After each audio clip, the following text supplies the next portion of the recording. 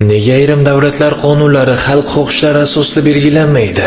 Axir qonunlar davlat uchun emas, xalq uchun ishlashi kerak emasmi?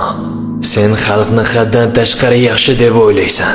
Aslida xalq beqaror, noshukur va ochko'zdir.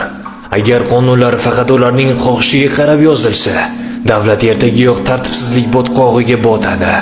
Qonunlarning maqsadi xalqni xursand qilish emas, balki tartibni saqlashdir.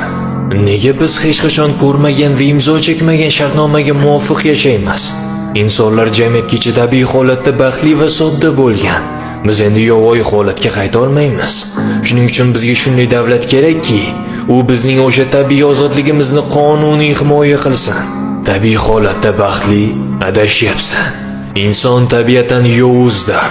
Agar qat'iy hokimiyat bo'lmaganida, o'sha sodda insonlaring bir-birining tomog'ini g'ajigan bo'lardi.